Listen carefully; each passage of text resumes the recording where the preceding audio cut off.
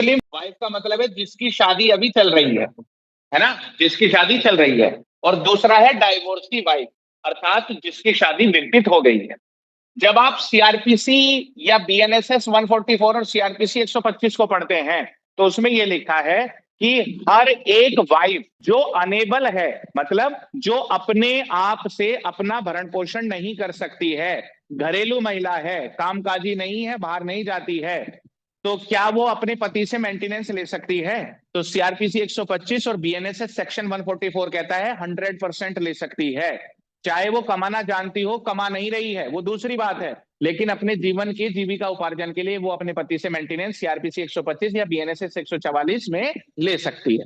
अब बात आता है कि पत्नी का मतलब क्या है। पत्नी का मतलब वो है जो हमारे साथ हमारे धर्म के अनुसार जिसकी शादी हुई है वो हमारी पत्नी है। जब तक वो पत्नी है तो मेंटेनेंस की हकदारनी है। लेकिन जब हमारे बीच में तलाक हो गया, और तलाक के बाद तो आप जानते हो कि हम दोनों स्ट्रेंजर हो गए, तो तलाक के बाद भी क्या वो पत्नी मेंटेनेंस ले सकती है? तो सीआरपीसी 125 और बीएनएसएस 144 ये कहता है कि तलाक के बाद भी वो पत्नी की डेफिनेशन में ही आती है। जब तक वो दूसरी शादी नहीं कर सकती उसका पूर्व पति ही उसे मेंटेनेंस देगा, जब तक वो दूसरी शादी नहीं कर लेती। ये सीआरपीसी में व्यवस्था है।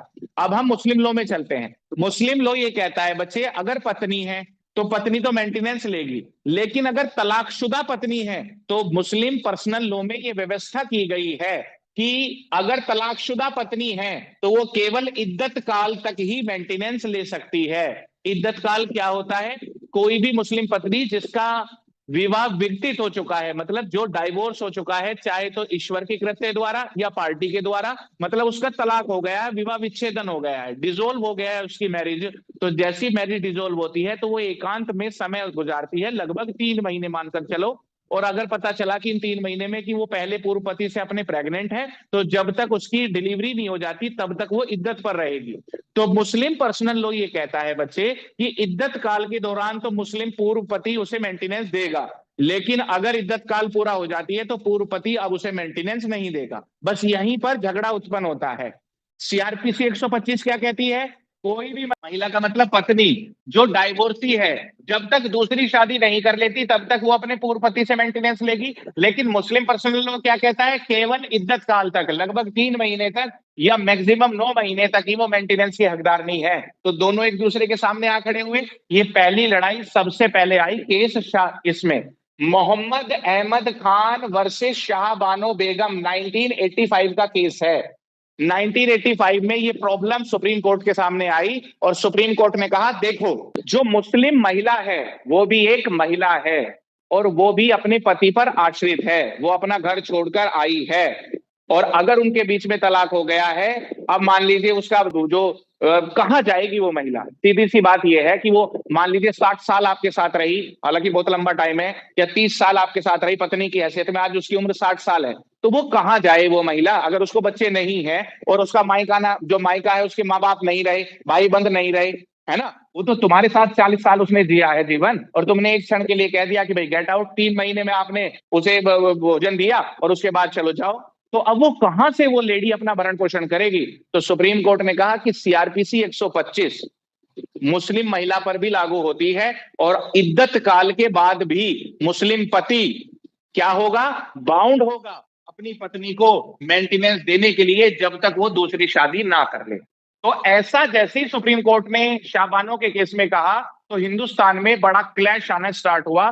जो मुस्लिम बुद्धिवेत्ता थे, जो बुद्धिजीवी थे, उनका मानना यह था कि सुप्रीम कोर्ट ने शरीयत का उल्लंघन किया है। भाई जब हमारा धर्म कह रहा है नहीं देंगे तो तुम कौन होते हो हमारे धर्म में घुसने वाले? सुप्रीम कोर्ट ये कह रही है कि भाई देखो, धर्म एक बात है, हम आपके धर्म का सम्मान करते हैं, लेकिन मानव की गरिमा से बढ़कर और मानव के जीवन से बढ़कर धर्म को आप कैसे तराजू में तोल सकते हैं? भारतीय संविधान, भारतीय जो न्याय व्यवस्था है वो संविधान के अनुसार चलेगी, ना कि धर्म के अनुसार। संविधान के अनुसार हर एक व्यक्ति को जीने का अधिकार है, आर्टिकल 21 में।